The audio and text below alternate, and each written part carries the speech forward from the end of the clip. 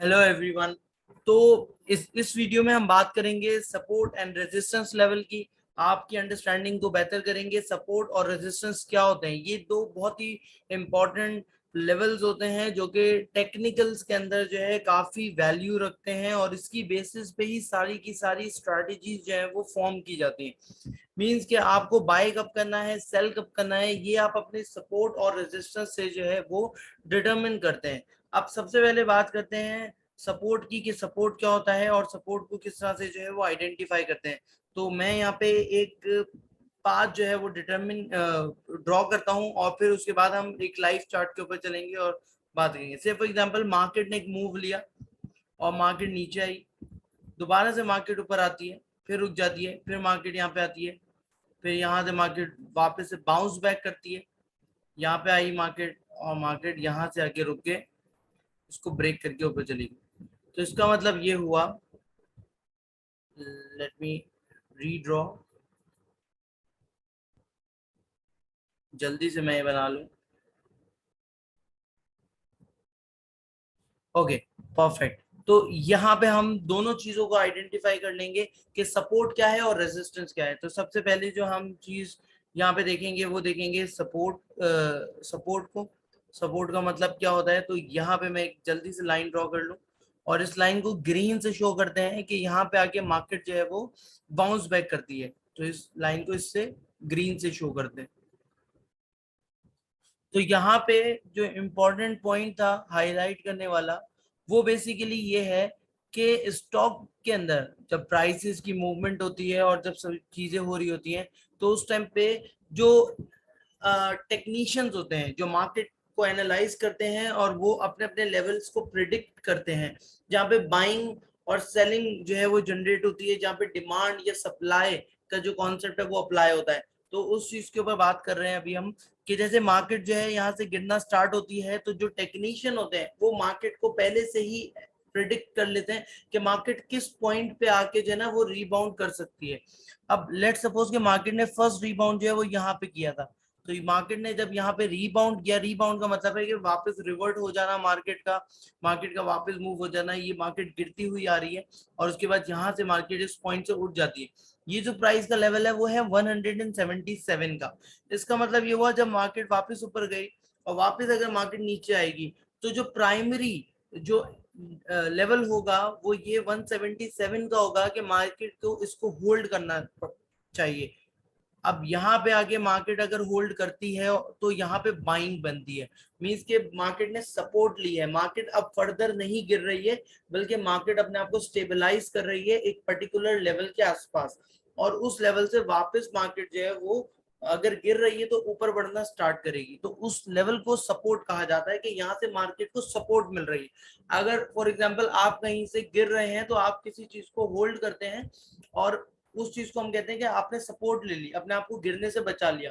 इसी तरह मार्केट के अंदर जो है वो रेट्स होते हैं, कि मार्केट कुछ रेट्स के ऊपर आके जो है ना वो अपने आप को गिरने से फर्दर बचाती है, और मार्केट के अंदर वहां पे बाइंग आती है, जिसको हम डिमांड कहते हैं, कि लोग वहां पे लोगों का माइंडसेट बन जाता है कि यहाँ पे मार्केट काफी ज्यादा नीचे आ चुकी है, अब यहाँ पे मार्केट को ज्यादा और गिरना नहीं चाहिए। तो लोग बाय करना स्टार्ट करते हैं, जब लोग बाय करना स्टार्ट करते हैं तो मार्केट ऑटोमेटिकली जो है वो इंक्रीज होना स्टार्ट हो जाती है। तो ये वो दो पॉइंट्स हैं जिसके अंदर मार्केट जो है वो सपोर्ट लेती हुई नजर आ रही है। फिर अगेन जब मार्केट जो है वापस नीचे की तरफ आएगी, तो फिर दोबारा से प्राइमरी जो सपोर्ट लेवल होगा वो यही होगा, मार्केट यहाँ पे रुक रही।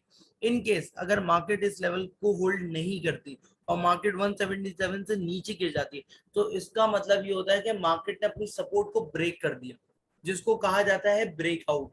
कि मार्केट जो है वो अपने सपोर्ट को तोड़ के नीचे जा रही है, इसको ब्रेकआउट भी कहते हैं और ब्रेक थ्रू भी कहते हैं। कि मार्केट जो है अपनी सपोर्ट को तोड़ के नीचे की तरफ जा रही है। सिमिलरली यहाँ पे एक और लाइन ड्रॉ करते हैं, हॉरिजॉन्टल लाइन, और यहाँ पे ये कॉन्सेप्ट को बिल्ड करते हैं कि रेजिस्टेंस क्या होती है। रेजिस्टेंस का मतलब टेक्निकल लैंग्वेज के अंदर ये है कि अगर मार्केट कंटिन्यूसली ऊपर जा रही है, मार्केट अपवर्ड मूव ले रही है, तो एक पॉइंट आता है जहां पे जाके मार्केट रुक जाती है, मार्केट वहां से ऊपर नहीं जाती। लोगों का ये मानना होता है कि अब यहाँ पे आके मार्केट बहुत बहुत ज्यादा बढ़ चुकी है, तो अब यहाँ से मार्केट के अंदर जो है ना प्रॉफिट टेकिंग आना स्टार्ट होगी। प्रॉफिट टेकिंग एक कॉन्सेप्ट है कि प्राइस से फॉर एग्जाम्पल कि आपने जो है एक स्टॉक जो है वो 10 रुपए के ऊपर बाय किया, और ये स्टॉक आ गया है 12 रुपए के ऊपर। तो अगर ये 12 रुपए के ऊपर स्टॉक आ गया तो इसका मतलब 2 रुपए का आपने प्रॉफिट कमाया, तो आपने 12 रुपए के ऊपर स्टॉक को सेल कर दिया। जब आप सेल करेंगे इस लेवल को कहा जाएगा कि ये प्रॉफिट टेकिंग एरिया है, जहाँ पे सप्लाई आ रही है कि लोग बेच रहे हैं, लोग अपने प्रॉफिट को बुक कर रहे हैं। तो यहाँ पे टेक्निकल ग्राउंड्स के अंदर हम अगर देखें तो इन पॉइंट्स के ऊपर मार्केट जो है वो बार बार लोग आके सेल कर रहे हैं, तो मार्केट यहाँ से ऊपर नहीं जा पा रही।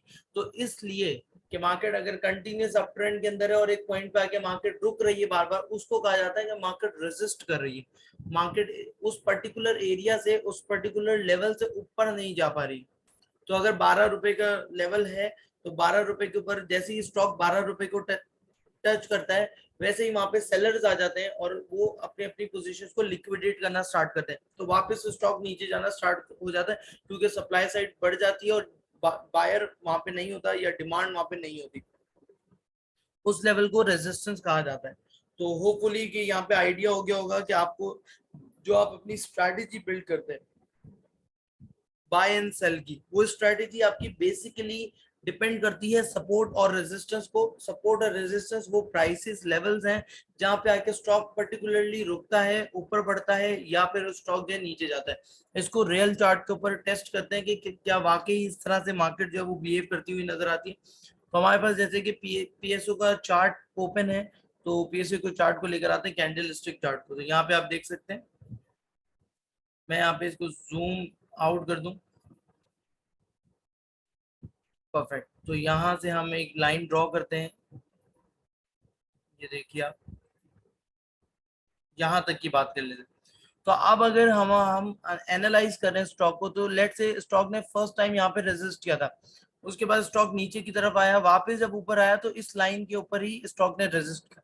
इसको देखते हुए जो ये हाईज थे इनको हमने कनेक्ट कर लिया। आपको मैक्सिमम नंबर ऑफ जो हाईज होंगे उनको कनेक्ट करना होगा इस लाइन को ड्रॉ करते हुए, ताकि आपकी एनालिसिस और ज्यादा कॉन्क्रीट हो जाए। अब यहाँ पे भी देखिए कि जब स्टॉक ने वापस रिबाउंड लिया तो वापस स्टॉक इस लाइन के ऊपर टेस्ट करके वापस नीचे चला गया। देन जब वापस आया है तो यहाँ पे अगेन वंस अगेन मार्केट ने इस लेवल को टेस्ट किया और फिर मार्केट जो है नीचे चली गई। अब यहाँ पे आप देख लीजिए अगेन सेम एरिया, मार्केट जो है यहाँ पे रुक रही है। आते हैं जरा आगे और इसको लाइन को फर्दर ड्रॉ कर लेते हैं। अब आप ये देख लीजिए कि जब मार्केट यहाँ पे रुक रही थी, यहाँ पे मार्केट ने ब्रेकआउट दिया, ब्रेकआउट देने के बाद मार्केट ऊपर गई, वापस नीचे जब आई तो अब ये लाइन जो कि पहले मार्केट के लिए रेजिस्टेंस थी, अब ये सपोर्ट बन गई। कि अब मार्केट जहां पे पहले यहाँ पे आके रुक रही थी, अब मार्केट यहाँ पे सपोर्ट लेने लगी, क्योंकि इन्वेस्टर का और ट्रेडर्स का माइंडसेट चेंज हो गया कि इतने टाइम से मार्केट जो है वो कंटिन्यूसली डाउन ट्रेंड के अंदर थी, अब मार्केट ने इस लेवल को ब्रेक किया है। जब ब्रेक किया है तो अब ये जो टेक्निकल लैंग्वेज के अंदर इसको कहते हैं change of polarity. That means के जो पहले रेजिस्टेंस थी अब सपोर्ट, या फिर सपोर्ट बिकम्स रेजिस्टेंस। तो ये वाला कॉन्सेप्ट जो अप्लाई होता है। अच्छा, अब इसको एक और एंगल से चेक करते हैं, जैसे कि अप ट्रेंड की बात की जाए यहाँ पे, तो ये लो एरिया था, मार्केट ने 108 का लो एरिया बनाया था। तो मैं यहाँ से ड्रॉ करने जा रहा हूँ लाइन को, यहाँ से ड्रॉ करूंगा इस तरह से ऊपर तक, यहाँ तक ड्रॉ कर लेते हैं। तो मान लीजिए कि हमने जो है यहाँ पे लाइन ड्रॉ कर दी है, अभी हमें आगे की मार्केट के मूवमेंट के बारे में नहीं पता है कि मार्केट कहाँ पे जा रही। तो सबसे पहले एरिया हमारा जो बेसिक रेफरेंस पॉइंट था वो ये था, ये प्राइस थी जिसकी बेसिस पे हमने लाइन ड्रॉ की, और सेकंड प्राइस ये थी। इसकी बेसिस पे आपने एक स्ट्रेट लाइन ड्रॉ कर दी। अब जब आपने स्ट्रेट लाइन ड्रॉ कर दी, अब मार्केट का मूव देखें कि मार्केट जब वापस से यहाँ पे आई है तो मार्केट ने इसको टेस्ट किया है और अपवर्ड मूव लिया, यहाँ पे ब्रेकआउट दिया। ब्रेकआउट देने के बाद अब ये लाइन जो है मार्केट के लिए रेजिस्टेंस बन गई। ये देखिए आप, यहाँ पे जो पहले सपोर्ट थी अब रेजिस्टेंस बन गई।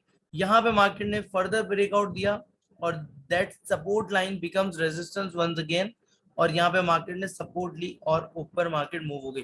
सपोर्ट और रेजिस्टेंस का जो कॉन्सेप्ट है in simple and layman terms, के सपोर्ट का मतलब है प्राइस अगर गिर रही होगी तो प्राइस वहां से नहीं गिरेगी, मतलब फर्दर उससे नीचे नहीं जाएगी, उस चीज को, उस लेवल को सपोर्ट कहा जाता है। और अगर प्राइस बढ़ रही है और बढ़ती हुई प्राइस जो है बेसिकली किसी जगह पे किसी लेवल पे जाके रुक जाए और उससे ऊपर ना बढ़े, तो उसको रेजिस्टेंस कहा जाता है। तो बेसिक स्ट्रैटेजी जो होती है लॉन्ग पोजीशंस की, लॉन्ग पोजीशन मतलब कि आपने बाय एंड होल्ड स्ट्रैटेजी रखनी है, तो आप सपोर्ट पे बाय करते हो और रेजिस्टेंस पे सेल करते हो। तो बेसिक स्ट्रैटेजी ये फॉलो होती है, आप चाहे किसी भी मार्केट में काम कर रहे हो तो वहां पे सेम कॉन्सेप्ट अप्लाई होते हैं। Thank you for watching this video.